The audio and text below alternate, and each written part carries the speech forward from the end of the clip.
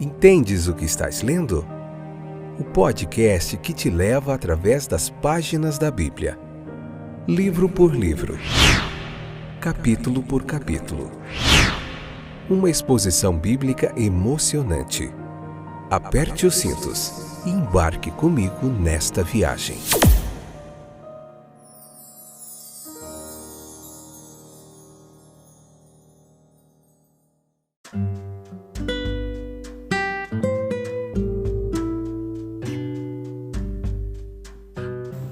Olá, queridos companheiros de viagem através das páginas da Bíblia. Estou de volta pela infinita bondade e misericórdia de Deus. A gente vai continuar aqui juntinhos, aprendendo mais do texto bíblico. Eu sou o Fábio e esse é mais um fantástico episódio do podcast Entendes o que estás lendo? Marcos, capítulo 14, parte 2, episódio de número 495. Essa que é a 6ª temporada, onde nós estamos vendo o Evangelho de Marcos, capítulo por capítulo. Eu estou trazendo para você aqui uma bagagem de mais de 20 anos de estudo, aprendizado bíblico, para a gente aprender juntos aqui.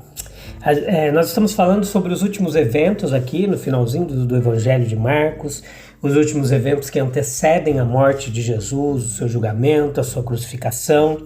No episódio anterior nós falamos bastante sobre Maria ali, o sacrifício dela, do derramamento daquele perfume, do nardo puro ali sobre Jesus, como um ato simbolizando a sua morte ali.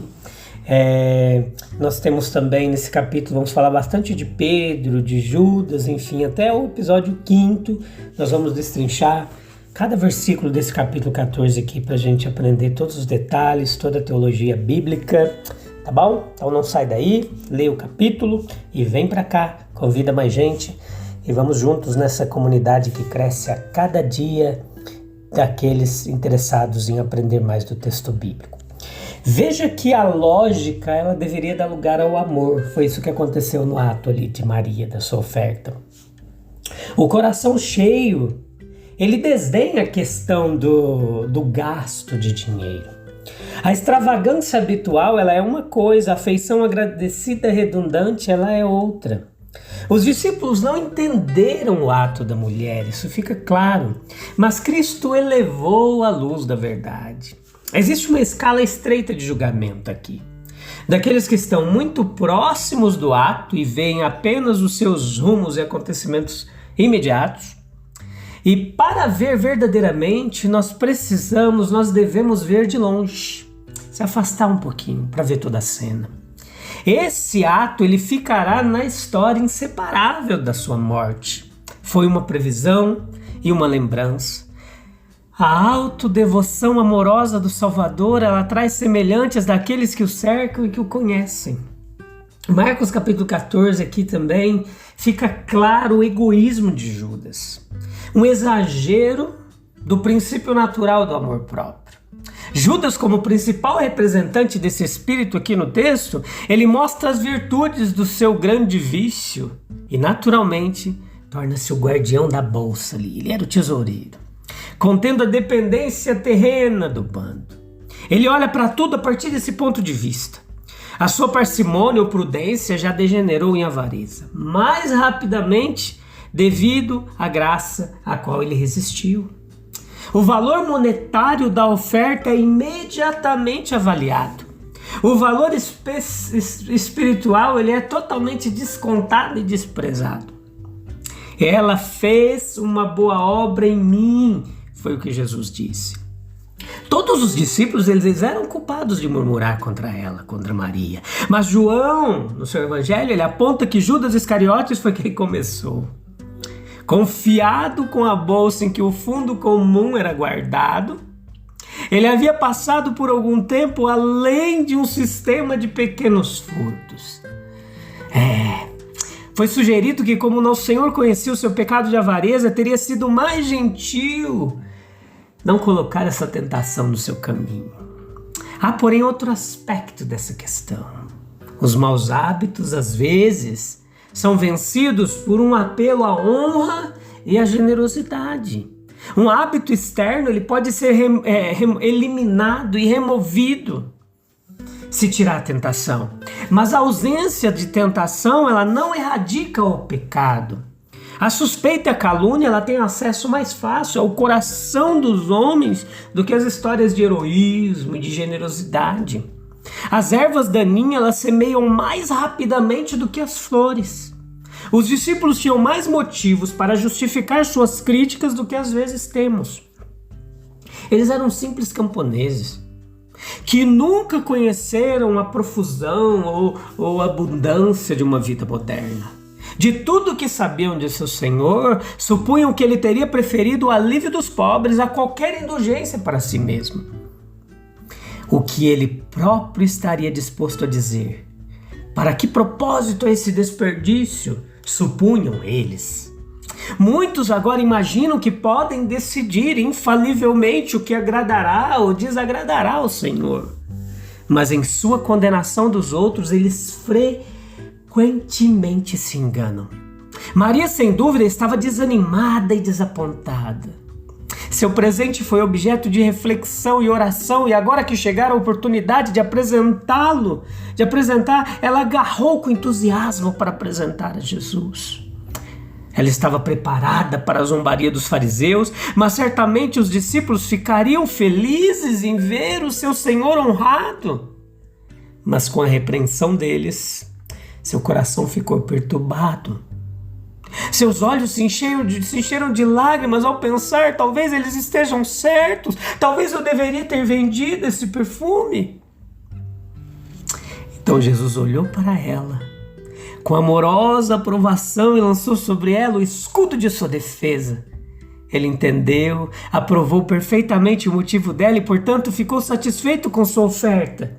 Se veio na fragrância deste perfume ou na forma de 300 denários que ele custava, aproximadamente o custo ali do trabalho de um ano de um trabalhador comum, mediano, foi relativamente pouca importância para Jesus. Significava para ele: eu te amo supremamente. E portanto ele estava feliz. Houve aquele ato de traição. Marcos capítulo 14, versículo 10, versículo 11, versículo 17 ao 21, versículo 43 ao 52 desse capítulo, a gente vai ver tudo isso se desenrolando. Nós nos aproximamos agora da mais escura de todas as horas, pelas quais nosso Redentor passou. Neste mundo, como um momento nublado, escuro, por nuvens escuras. O Filho do Homem está sendo entregue nas mãos dos homens e foi por um dos 12 e aos principais dos sacerdotes e por dinheiro. A mão que recebeu comida, que mergulhou a mão no mesmo prato com Jesus, recebeu em sua palma endurecida miserável ninharia, o preço de um escravo, 30 moedas de prata. Mesmo na presença do santo, ele poderia conspirar e planejar sua entrega. Vamos, quando condenarmos o ato, inclinarmos nossas cabeças humildemente, lembrando que nós compartilhamos da mesma natureza frágil dele. Quão descarada é a mentira, andando, reclinando-se, conversando com um pequeno bando, carregando sua bolsa comum e tão confiável para todos eles, mas se esgueirando na escuridão para encontrar seus inimigos e conspirar com eles como na ausência da multidão. Ele poderia entregá-lo a eles, chegando a escolher o símbolo do amor fraterno, de um afeto fraterno, um beijo, para ser o sinal pelo qual na escuridão o deveriam distinguir. Ai daquele homem por quem o Filho do Homem é traído. Bom seria para esse homem se ele não tivesse nascido. Verdadeiramente, pois que teoria ou processo de restauração poderia impedir que o nome de Judas fosse para sempre o símbolo de traição, deserção básica e miséria sórdida. De fato. E ele foi embora e se enforcou. É impossível contemplar as alturas de onde os homens caíram em profundos abismos sem sentir vergonha e humilhação. Mas seria errado pensar neles sem ser por eles avisados das tristes possibilidades a que todos estamos expostos. E tudo isso por dinheiro. Bem pode ser escrito, pois o amor ao dinheiro é a raiz de todos os tipos de males. Mas é necessário retornar ao incidente anterior para encontrar a pista oculta de tal ato das trevas. João deixou o triste registro: ele era um ladrão e, tendo a bolsa, tirou o que foi colocado nela. Pois a gente volta a esse assunto aqui. Preparando-se para a Páscoa, capítulo 14, versículo 12 e 16. Depois a gente volta a falar de Judas. Veja que agora era o festival de bolo sem fermento, ou pão sem fermento. Começou na noite de 14 de Abib ou Nissan, Êxodo capítulo 12, versículo 16. Após o pôr do sol, aquele dia correspondente ao nosso 16 de março, era, portanto, popularmente chamado o primeiro da festa, porque era o dia de preparação para ela. Essa preparação da Páscoa, ou seja, a matança do cordeiro, etc., tinha que ocorrer entre as 3 e as 6 horas, a 9ª e a 12ª horas do dia solar. Uma quantidade considerável de trabalho teve que ser cuidadosamente realizada antes que todas as coisas estivessem prontas.